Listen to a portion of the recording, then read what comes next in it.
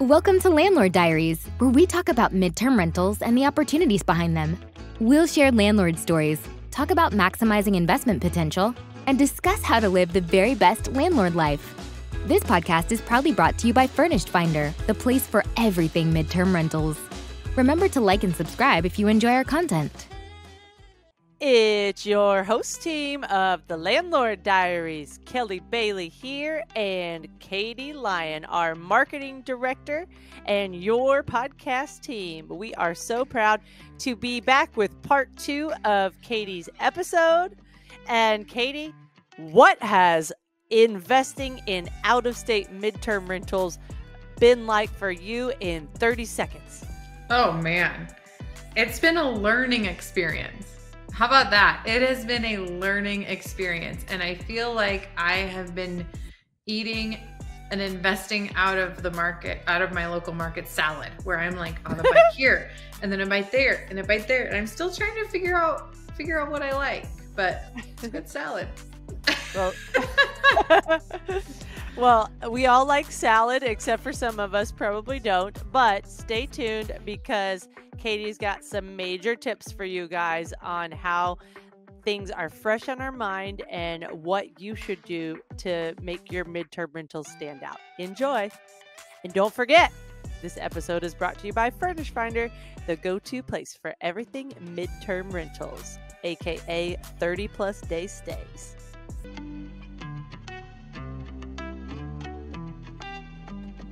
We are here to talk with Katie about her midterm rentals and how they're going. So let's start off with, Katie, what does your current portfolio look like? And that could include midterms and other forms of real estate. Everything. Okay, so our current portfolio, we have 5 rental properties as of just a couple weeks ago. So our first rental property is actually our old house. We moved about 2 miles. And when we were working on getting our current house, which was a new build, this was in 2021, and the market was really, really strong. And part of the new build contract was that you had to have your house on the market within 7 days of signing the contract for the new build. Now, the new build could take anywhere from 9 to 12 months to build.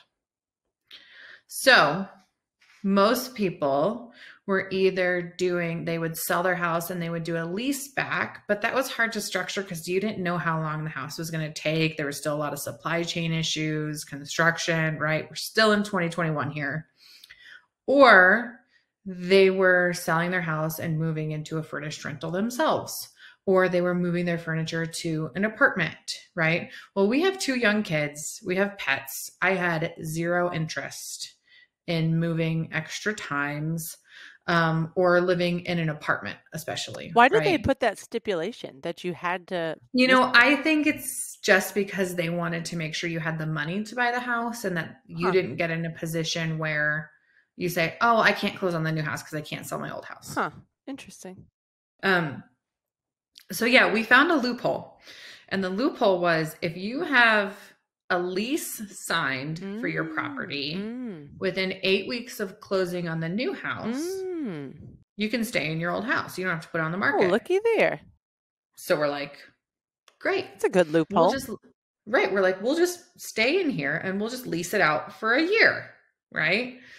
Yeah. So we did that. We actually still ended up with a gap, but we lived with my lovely in-laws for 6 weeks. That's not bad. It wasn't bad. No, it was great. But we found out, or we leased out our property. It was very easy to lease out that we found. And after the 1 year came up, we were like, yeah, let's just do it again. That was pretty painless. Right. And then a lot of things kind of collided at the same time. So that happened, we fell into our first rental. I started working at Furnished Finder. I have some friends who were getting into real estate investing. My previous job, I worked in commercial real estate investing. So the idea of building wealth and investing in real estate is not a new idea to me. So then we started looking at, okay, let's get our next property. I have a couple family members that had some money that they needed to invest, but they didn't necessarily know what to do with it. So I'm like, hey, let's just all go in on a property. So we actually ended up buying a single family home in Cape Coral, Florida, which is kind of by Fort Myers. And it's a very seasonal market there. So our initial plan was to do a short-term rental, but then we closed on the property, we're getting ready to furnish it. And we're like, okay, flights are really expensive. Furnishings are really expensive. And this was still in the time where if you ordered a couch, you didn't know if you were going to get it tomorrow or in 3 months. So that market's very unique in that an unfurnished annual rental and a short-term rental with the high seasonal fluxes, the rent is actually not as different. So we just went unfurnished. So that one is unfurnished as well. And then we said, okay, that's fun. Let's do it again. But this time, let's not do Florida. Florida is great. I love it. Palm trees all day. It's so great. But the maintenance there is a little bit of a beast for me. And like I said, I work full-time at Furnished Finder, love my job. So a priority when we're looking at investments is ease of management, right? So I thought, okay, I live in Denver. Stuff's expensive here, like really, really expensive. My family all lives in Iowa, where stuff is not expensive. So let's go look there. So we decided to start with an arbitrage. And just to pause real fast. So we've talked about 2 of your 5 properties so far, correct? Okay. So now we're moving on to Iowa. Now we're in Iowa. Cause like, I know that weather, right? There's no like snakes or alligators or like, but it's hurricanes. Cold. Isn't it cold? It's so cold. And then it's so humid, but there's no hurricanes. Hurricane Ian has scarred me. We're going to get to that later. We can get to that. Katie's Florida property went through Hurricane Ian, so more to come. Right through it. Yeah. So we start with an arbitrage because I'm like, we're entering a new market. Like, let's just test the waters. So I find a property management / ownership company that's able to work with us. We find a studio apartment that's right by 2 hospitals. We rent it out. This is our first furnished experience. So we're like at square one and I'm like, all right, what do I order? So we figure out what to order, furnish the studio. Okay. So where did you start for those that are in that same boat that you were in? Where did you start looking to find how to furnish your property? I started by looking at other furnished properties on Furnished Finder. Okay. I also went to Google. I went to Pinterest. I asked people I knew, like Kelly Bailey. And then I just sat down and I brainstormed like, okay, what do I have to have? Now, this is a studio apartment. It's like 550 square feet. So it's not going to have all of the kitchen gadgets, right? Or the place to be overflowing. But I'm like, okay, what do I need if I'm a travel nurse? And you just kind of start making a list. And then we can talk about this later, but Kelly Bailey told her go to Furnished Finder ebook. Yes, that was also a huge resource. And Pinterest. Pinterest is hard. And Pinterest. Yeah. And I got some, we learned a lot from that one because we got in there and we're like, we need this or we need that. So there was a lot of target runs, So then that one did really well. And we said, okay, now let's buy something. My mom lives pretty close to Iowa City that has the University of Iowa, which is a very large university and a very large hospital. It's if you need like a research hospital, kind of like a big hospital, that's where you go in the area. She also lives where they're building a smaller hospital. So we said, okay, let's get something around there, but let's get a condo because again, I work full time. Everyone in my family, even my mom, still works full time. So we ain't got time to handle all this stuff. So I'm like, I don't want to deal with a roof. I don't want to deal with a driveway. I don't want to deal with shoveling. I don't want to deal with mowing a lawn. Give me something easy. So we found a real estate agent who was very familiar with working with investors. And we found a good 2-bed, 2-bath condo and we bought it and we furnished it. And we've had travel nurses living in it. So that's number 4. Are there 2 in 5, Iowa? There's 3 in Iowa. 3 in Iowa. Okay. So so that was the second one in Iowa. So it. number 5 is the third one in Iowa. And this time, because we're still like tasting the parts of the salad, right? We're still trying to figure out what I forgot we're eating that. We're on the salad. We're on the salad analogy. We're still trying to figure out like what works best for us and what do we like and where's our balance. So this time I'm like, you know what? Let's try something where none of us live, but we can get to if we have to. Florida's hard because if we need to get there, we're flying there, right? And it's an expensive trip. So we decided on Des Moines. So Des Moines, Iowa, there's a lot of hospitals there. They're kind of all in a little group.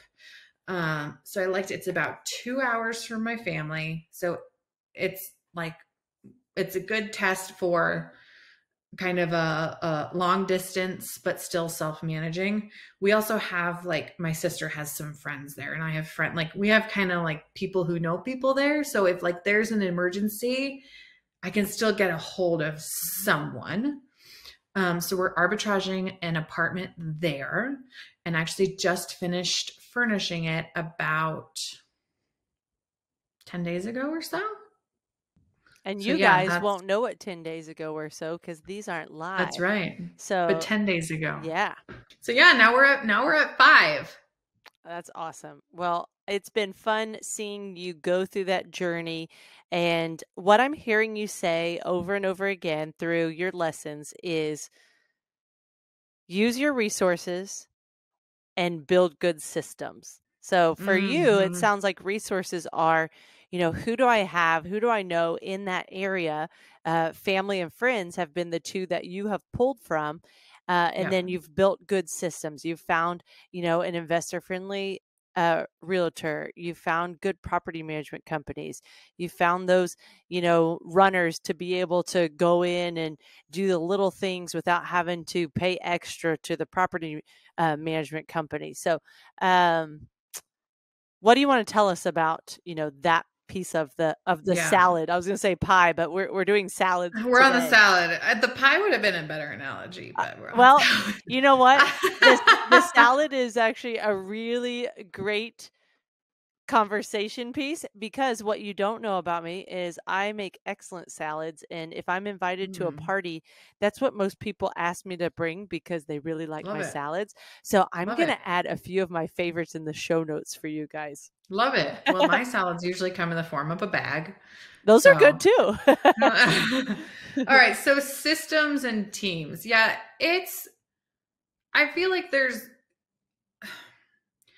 I don't want to say for a lot of investors, but for investors who maybe don't have quite as much on their plate as I do, you can kind of get to the breaking point before you have to build out your systems. I had to do it from the beginning because I don't have extra time to give to it, right? And from the very beginning, I'm like, okay, we want to invest in real estate for so many reasons, right? I believe in the power of building assets through real estate. I want to create some things where once my kids want to go to college, we have assets to pull from, all of those reasons we all know.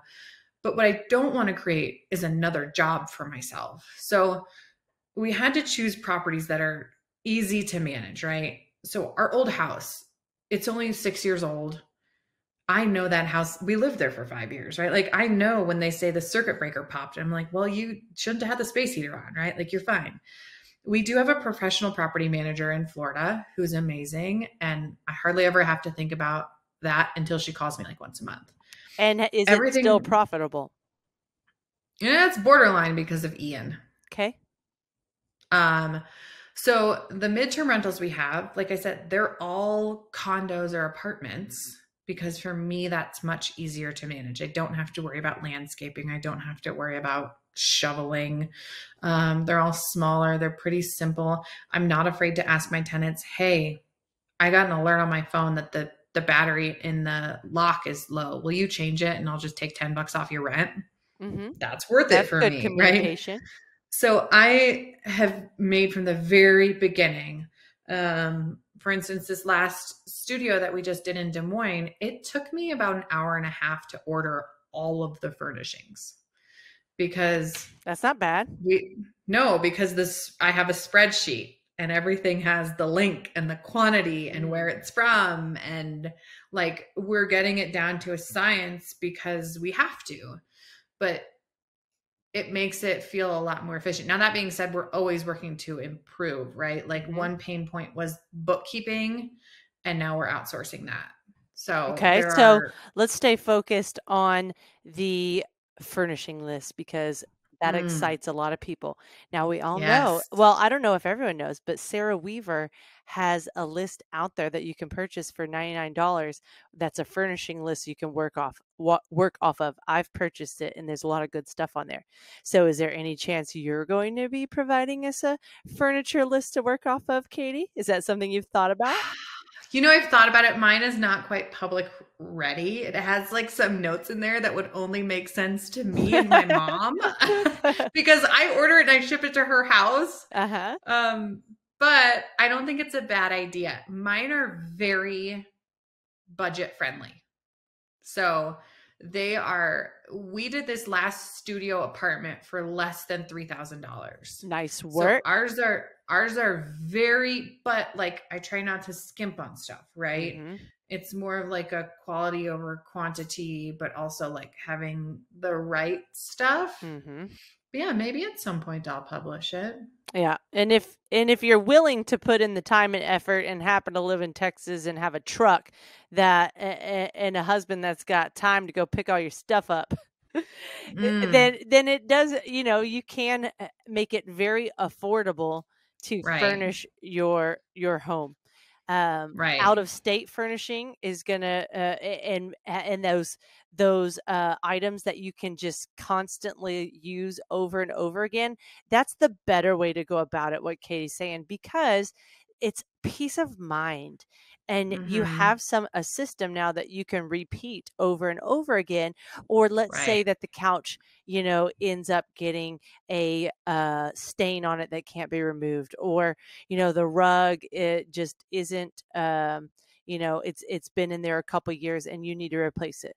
Well, rather than having to go figure out what rug you want next and take the time to go put it in, all you could do is say ding, delivery, and your guest will happily be able to help you put that rug in or time it with one of your flips, right? So I think those are very good systems.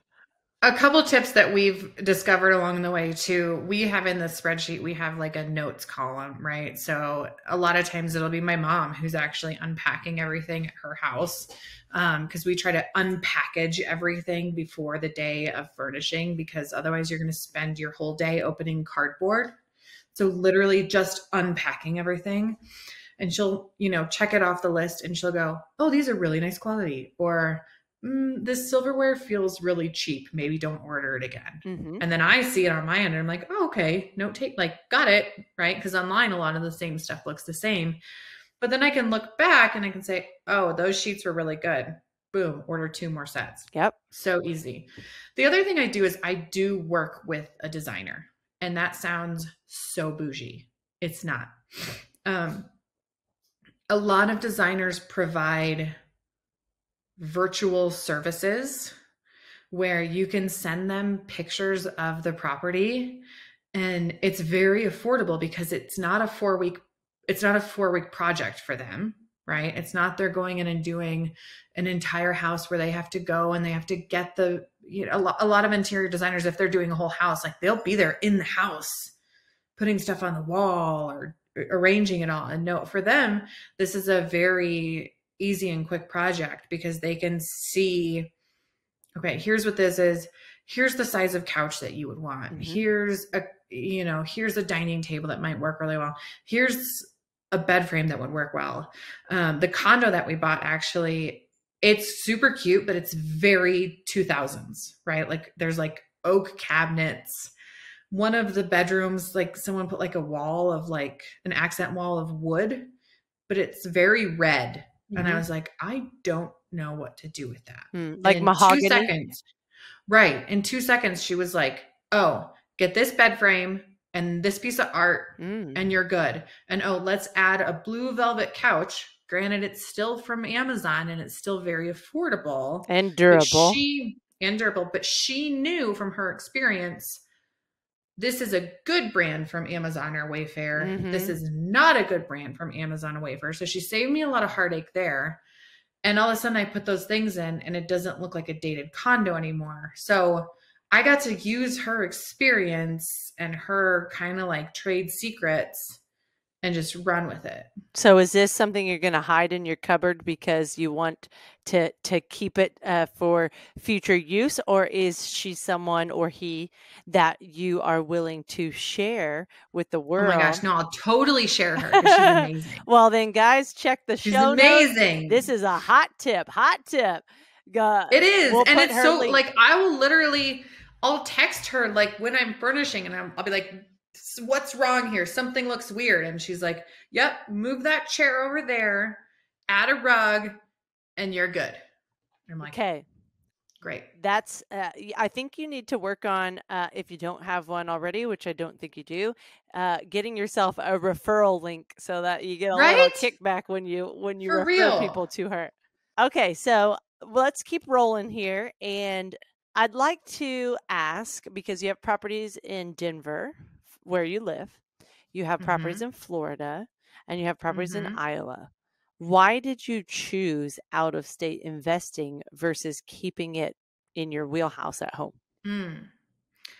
So on the Florida property, we were looking for the biggest potential increase, and that's just a really growing market.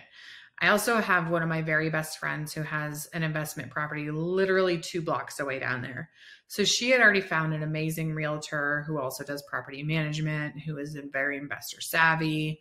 She had already had some proof of concept down there. And I was like, okay, this is great. I would love to invest in Denver. We actually live we live very far out in the suburbs. There are a few medical centers like up in Aurora. There's a group of hospitals that are located very close to each other. But it's a little bit of a part of town where you can have a really safe area and then a not so safe area, and they're very close to each other. And I don't know the neighborhood well enough to know which is which. The other hurdle that I haven't been able to get past here for me, and I don't say this for everyone, because I know a lot of successful investors around here. We're going to talk to Zosha, and she invests in Aurora around here, and I know her personally, is just the price, right? Denver is a very expensive market. We had really high increase of prices during, whatever it was a few years ago, that little boom. So for me to get a condo that's equivalent to what I got in Iowa out here, I'm going to pay 3 times as much. Okay. That's a good point. What does your cash flow or your profitability look like? Yeah. So the Iowa properties are cash flowing pretty well. We're having our first tenant move into the Des Moines property in a couple weeks. So the arbitrage ones, my goal is always, which we have 2 of, right? My goal is always to double the rent that I pay. Okay. Now remember, I'm still paying utilities there. But my goal is always, if I pay $1,000, I want to charge $2,000. Now, again, that's a goal. Depending on the seasonality and the demand, I can flex it one way or the other. The condo, we cash flow, I want to say about $1,000 a month. Okay. Which has been great. The single family residence out here in Colorado, it's a little bit of an anomaly because we have a 3.25% interest rate on that sucker. And it has also appreciated a lot since we bought it 7 years ago. So we cash flow on that one too. So the Florida properties hit or miss because of Ian. Ian was hard. We did not have a lot of time to get ourselves afloat before that hit. Mm-hmm. And of course, we have insurance, but you have deductibles. We also have a pool cage down there because all the pools have cages. And What's a that pool was not cage? covered. It's like an enclosure, like the Oh, screen that goes up and over. Yeah. oh, okay. Like almost like a atrium or something, like a screened Yeah. in porch Yeah. or something like that. Okay. Yeah, but it goes over the whole Yes, pool. yes, yes. That's nice.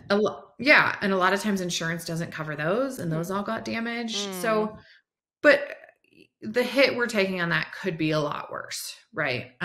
So that one's doing good. Are you getting? Did your insurance cover the loss of income? Our renter never had to move out. Oh, nice. That's She went great. about 8 days without electricity, so she went, as I'm sure and everybody did. exactly. So she went to a neighboring city for a while, but we actually never lost the tenant, which was great. Our property got like we have to have a whole new roof, and the pool cage and some landscaping. We lost a lot of landscaping, but our property fared well compared to a lot of other ones. So what did insurance cover and what did it not cover? Insurance did not cover the pool cage, but we knew that going in. But insurance in Florida, it was the only affordable option, was to get a policy that didn't cover the pool cage. They don't cover landscaping. They do cover the roof. They cover any other damages to the actual house, but obviously you have a deductible. Yeah. So you know how I said in some previous episodes that my goal for our next step is a short-term, mid-term rental in on the coast in Texas. Galveston would be my preferable location, but there's there's quite a few solid beach towns on the Gulf of Mexico. But one thing when you start diving into it, I was looking at a really nice one that came fully furnished and had an upstairs and a downstairs that could be divided off and split into two. That's cool. Yeah, it could have been split into 2 rentals potentially. But one of the insurance things that was interesting was it wouldn't insure the bottom portion because it was because of hurricanes, because it was a potential for flooding. So you would have to take on the property knowing that risk that it could potentially flood at some point with a large hurricane, and you just have to, eat the cost and muck it out and redo it. Insurance is expensive in those. Yep. Very, very expensive. Yep. So calculate that into your numbers. Okay. Yeah. So yeah, we're generally cash flowing on all of them. I'd say, Florida's minimal right now, but we're banking on that panning out over time, because that's the thing in real estate is you just got to give it time. If you get a big hit, give it time to recover. So yeah, and then I'm looking to hopefully, we can get some more that continue to cash flow. Yep. And yours are, 1 bedrooms, 2 bedrooms, studios. Mine are mainly 3 bedrooms. I do have one condo that we partner with in Austin, and then 1 2-bedroom, 2-bath home, and similar cash flow. Like Jesse is the one who I first heard that from. Is the goal should be to double your double long-term rents. But I really and that's Jesse Vasquez. If you're not familiar with Jesse, then get on YouTube, search Jesse Vasquez. He's an excellent midterm rental coach, and he has started a midterm rental summit as well for those that want to meet in person and talk about all things midterm rental. But I loved that goal and that what you said, that it's seasonal. So you may have to adjust here or there, but that should be the goal. And maybe it's you need to change your designer, hire a designer like you're saying, or, because if you're not making that, it could be you. It might not be necessarily the prices. It might be the way you're choosing to market the property. The other thing I will say is that we're still figuring out what part of the salad we like.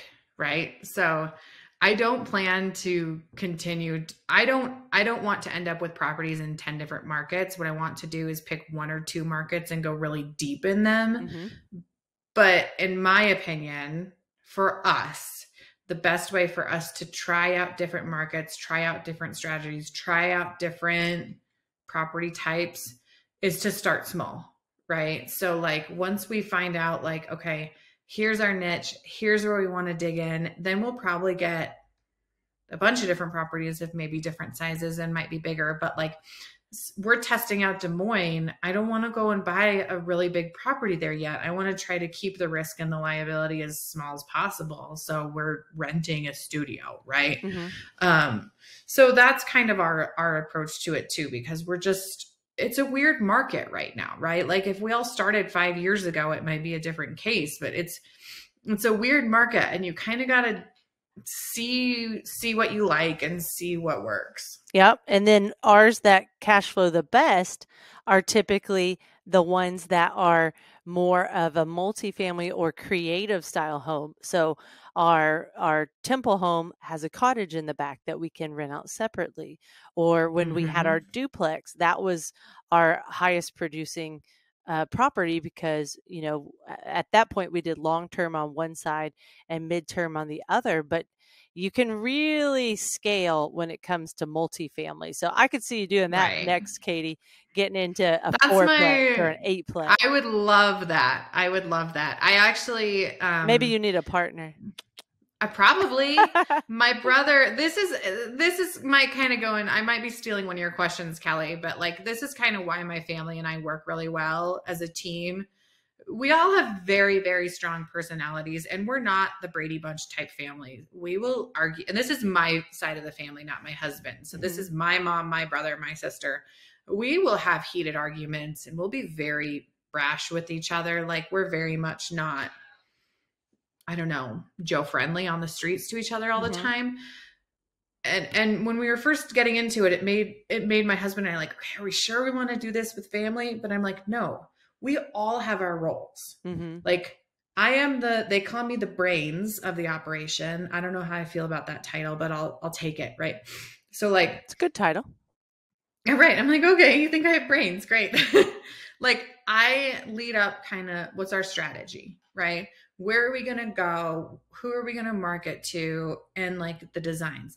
My mom is like inventory manager. Like I said, everything gets shipped to her house. She's opening the boxes. She's putting them in bins. We have like really big bins from Costco, and she'll unpack everything from the bathroom that goes in the bathroom, and she'll pre-wash the towels, and she'll put everything in the totes. So when we go to furnish, here's the bathroom tote, go make it a bathroom. My sister is the like positive attitude goer. So like when anyone gets cranky on furnishing day or anything, like she's the one that peps us all up. It's right? Like, you need a Starbucks? Right. And she's the caffeine manager. And my brother is the handy one. So my brother has worked, he's actually working as a part of the team that's like planning out this hospital that's being built near our condo.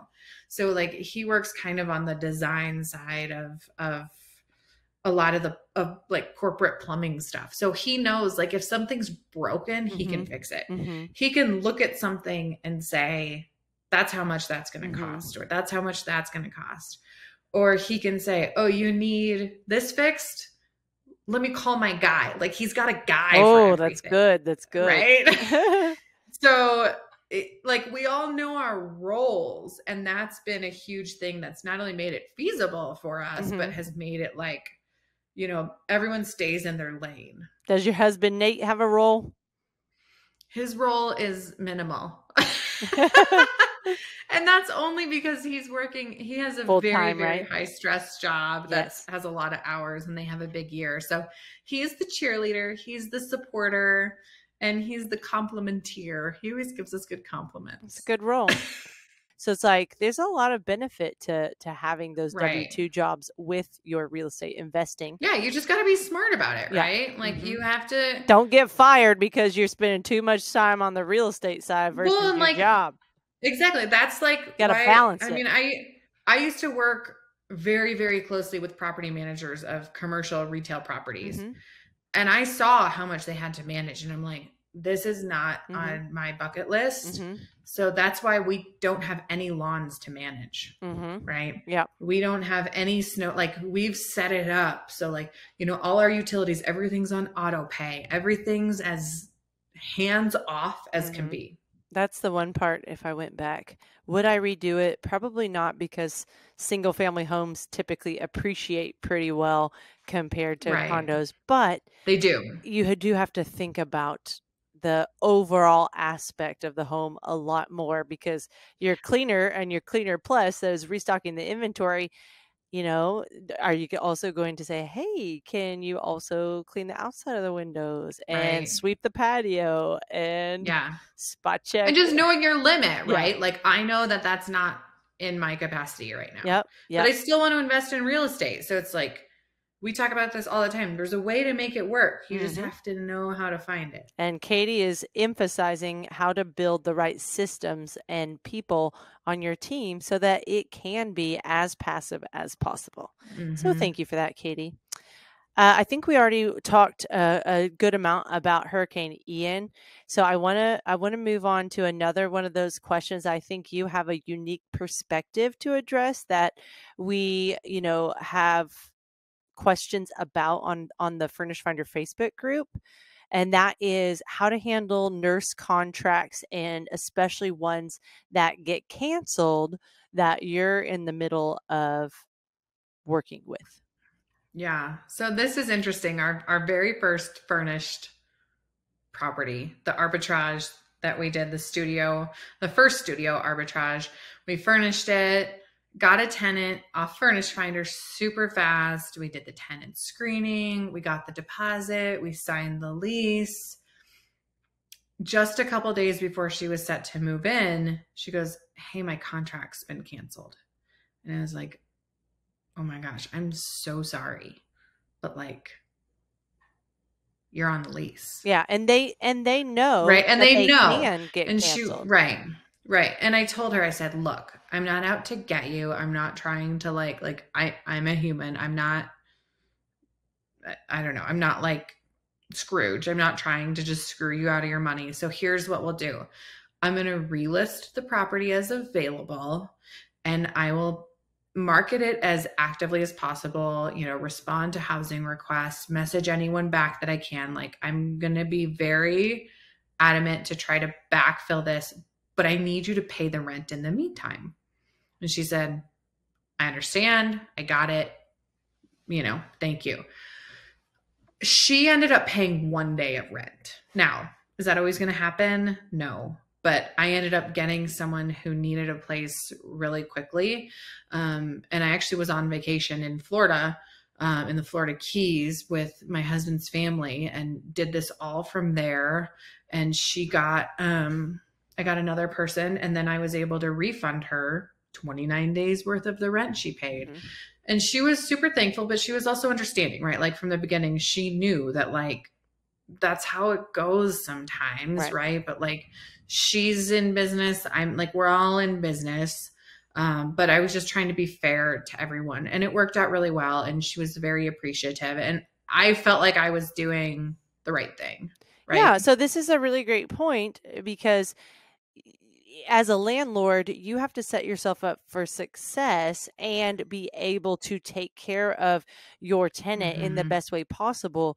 And a big part of doing that is you being the one in control and being able to set the right standards and show that hospitality as a landlord. And part of that is when to collect the deposit and the move-in fees and the first month's rent. So how do you go about doing that, Katie?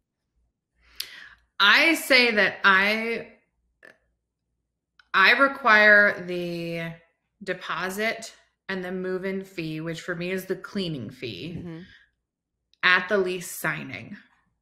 And I tell people, I'm like, 2 things get me to take it and move the availability date back. So it's secure it as yours, is a signed lease, and the deposit and if there's a pet deposit or your cleaning fee are paid, right? The first month's rent, I don't need until they move in. Now, that's just what I've been comfortable with. Now, that being said, if I had more expensive properties, I'd probably do that a little bit differently. I think you have to structure it towards what your property is, what's appropriate for your property. But I've had good luck at that so far. But yeah, I mean, I've just had like the best, most responsible tenants. Like they communicate well, they're on top of things, they're understanding when things happen. Like I had, That's pretty common for midterm rentals. yeah, It's like we all have these great stories of there's not that many professional travelers out there that, you know, are going to give you a run for your money. Our first tenant at the first studio, the refrigerator broke. And this is a property that we're arbitraging. So I'm like, okay, I've communicated it, and I don't ever like advertise the fact that we're arbitraging it because it's irrelevant information. But I just say like, okay, like we're working on getting it fixed. But it took some time, and in the meantime, I ordered her a cooler for a pickup at Target, and she went to Target and did curbside pickup and got the cooler that I paid for. And she was more than like just doing little things like that has always helped the relationships too. Nice. I like that. So you mentioned, we've talked about when to collect the move-in fees, when to collect the deposit, when to collect the first month's rent according to your style. So with that, when do you provide the access code to get into the home, you know, to continue that like responsible amount of control and hospitality? I will either do it on the morning of move-in. Once they've paid you or before they've paid you? Usually kind of simultaneously, like, hey, tomorrow's move-in day. Like, here's how you can submit your rent if we haven't talked about it previously. Here are move-in instructions.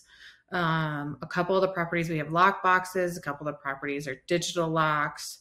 What I really like about the digital locks is I can set the code ahead of time, and I can say it's not valid until this day at 10 a.m. Okay.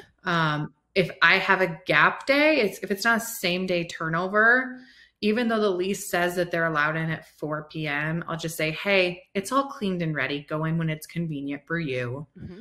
Just because I think it makes a good first impression. But yeah, otherwise, technically on paper, the move-in is 4 p.m. just to give us time to do a same day turnover if we need to. Okay. Like it. So yeah. I believe, correct me if I'm wrong, but you have built a digital handbook with your guideline to the home for each of your guests. What does that look like? How did you build that, and what advice do you have for others? So there is a functionality that you can do it on Furnished Finder, and I do have it on there on all of my properties so that all of the same guidelines are in my Furnished Finder house rules. Oh, okay. I've also just created a quick template in Canva, which is canva.com. They have templates for millions and millions of things, and it makes it super easy. One thing I do in there is I introduce myself, like as a human, like, hi, I'm Katie. Yes, I live in Colorado. You're going to notice my area code is from Colorado. I'm from Iowa, right? Like that's where I grew up, you know. We take a lot of pride in this house. We furnished it ourselves. If you ever need any extra furnishings or something that you really enjoy that we missed, please let me know. Here's the best way to contact me. And part of the reason I do that is because I want to be a human to them, not a landlord. I want them to say, I don't want them to ever say, hey, I have to text my landlord. I want them to say, hey, I have to text Katie, right? That just changes the dynamic and makes it so they're much less likely to complain about things. They're much more willing to have grace and, you know, some patience. But it also has any question that might be asked. Okay, what's the Wi-Fi? How does the lock work? Trash day. Dryer? What's trash day? What do I do with recycling? What's the garage code? All those things. I also put extra like rules in there that are like important rules that they're in the lease, but I want them like front and center. So I'll say like, there's no candles, there's no smoking, there's no vaping. If you have a pet, like if you have a dog, if you leave, I require that pet be crated, right? So kind of like odd rules. One of our arbitrage properties is very strict about not having power strips. Interesting. I think they're a fire hazard. Like they are, but like, ones. I don't know. They're like much Right. more specific about that than Canva. But I'm like, They must have had a can't have situation. something, right? So I'm Mhm. like, well, that's their rule, so that's now my rule. Yep, So yep. you cannot have power strips, Like right? dog So breeds. right.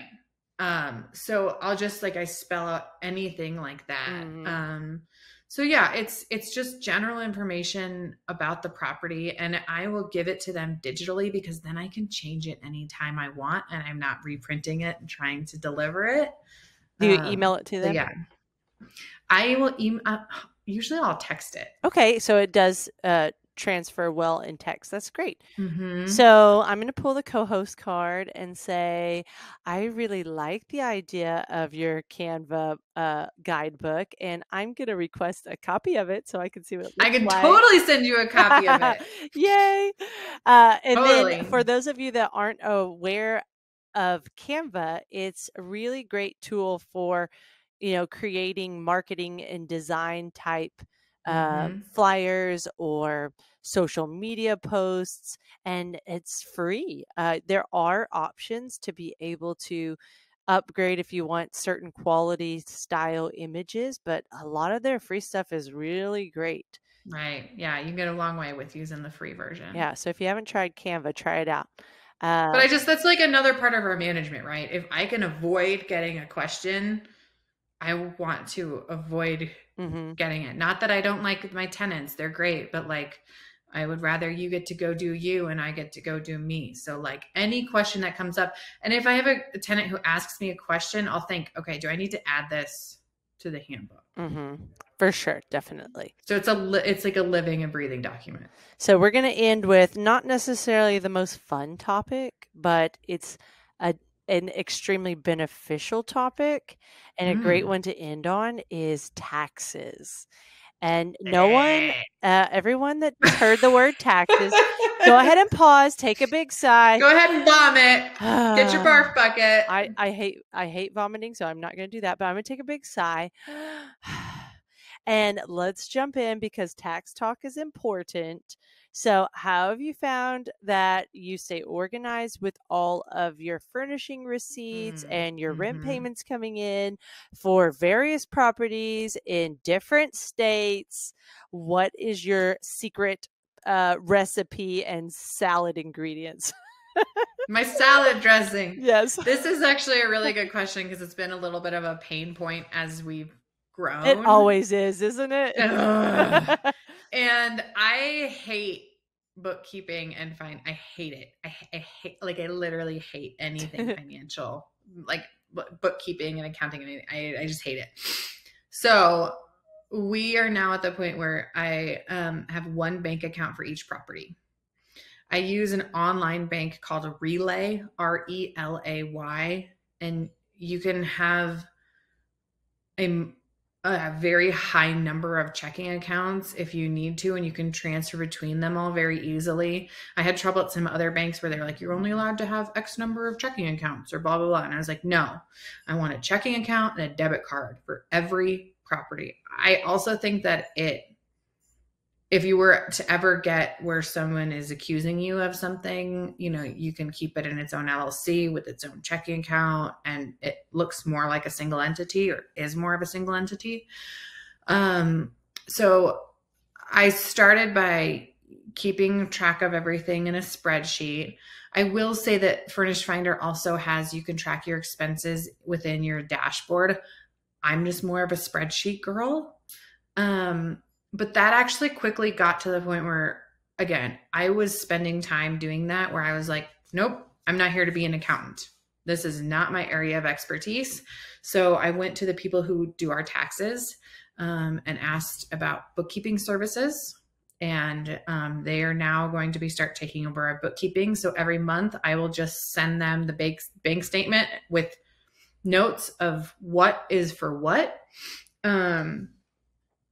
And speaking of taxes, it's going to make it easier come tax time, because what she's going to do is put it all in a format that the tax people at the firm like, so they can be more efficient when they're doing our taxes, which will save us time. Which will save us money because it will take them less time to do our taxes. So I'm doing that. I also found a couple of spreadsheets on Etsy, Okay. which are very affordable. It was like $5. And spreadsheets are one of my love languages. And this spreadsheet has like where I can input the properties and the tenants and the expenses, and it'll create like a little report for me, which I really like. And then I can give that to the bookkeeper as well. But I would encourage anyone who doesn't need spreadsheets to make them happy, or has, one or two properties, to look at the back end of the dashboard to see if that could kind of fulfill your need. But I try to keep it simple, but I hate bookkeeping. I hate taxes. Everybody does, don't we? Except for some people like weirdly enjoy it. So it's like, those accountants out there, we are so proud of you guys and happy that you work that way and that your brain wants to do that work. Yeah, I hate it. So for sure. So I'm trying to take anything like that that's not like my oh gosh, I wish I could think of the book. There's this book that talks about your zone of genius. And if you're not working in your zone of genius, you need to give it to someone else, right? Yep. Yes, you're going to pay for it, but you're actually going to be more efficient with your own time, and you will earn more when you're spending all of your time in your zone of genius. We are going to have so many good show notes for this episode.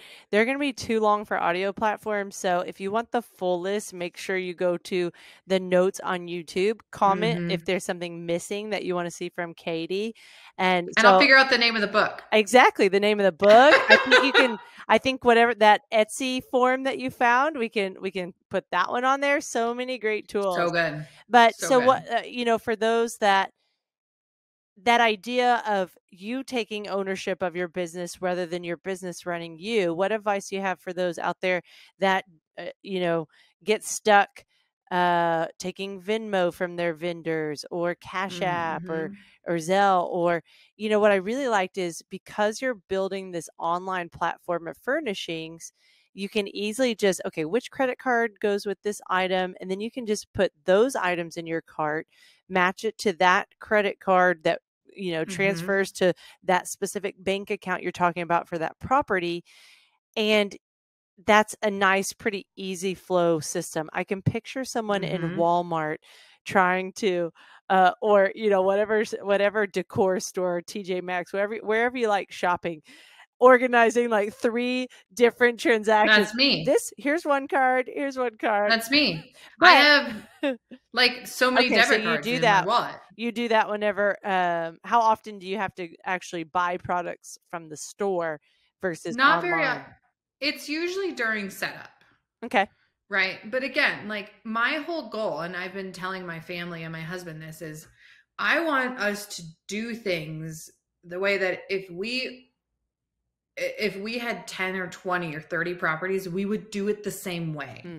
Because again, this all goes back to the fact where I don't want this business to run me. I don't have the capacity.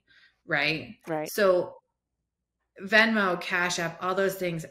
If I had 30 properties and I had Venmo coming in, I would lose my mind. Therefore, it is not an option right now. Right. If I had, another example is when we go to a property, we have what we call the Go Kit. Okay. It's a Costco sized tote. It has a couple of foldable stools. So if you're assembling furniture, you're not sitting on the ground. It has screwdriver, hammers, command strips, rug tape. It has caffeinated beverages. It has scissors. It has duct tape. It has all of these random tools that you might need. It has nails, all those stuff. That's gone to every property with us. Because I'm like, okay, this needs to be. Yep, I have one of those bins. Yeah, we call it the Go Kit. I might have a couple of those bins. I like your rug tape. Has the rug tape worked? Okay, I'm gonna have to switch mine then, because I do the rug liners, but rug liners are more bulky, so they're gonna take up more space in your house or your inventory stock. Rug tape, I'm gonna have to give that a shot. Rug tape. Yeah. I mean, it's been anything like that where I'm like, nope, like we're going to run this like a full-blown machine, even if we only have 5 properties, because it's just we got to do. Well, so systemize anything. If you're going to do it twice, it's worth making a system. I also try to start nothing at square one. So someone else has gone before you. If someone else has done it before, I do not want to start at step 1. I want to find the furnishing list. I want to look at the ebook. I want to, use ChatGPT, whatever it is. If someone's done it before, I want to start where they left off, not try to redo what they've done. Good point. Yeah. Well, I think there's a lot of beneficial information in this episode. And I also think that your minds are churning with additional questions. So Katie and I hope that you blow us up on this episode with comments. Do it, man. We want to hear what you guys are thinking and put it in comment form on YouTube. So thanks for being here with us. Another great episode of The Landlord Diaries, and we'll catch you again next week. Thanks, everyone. Bye.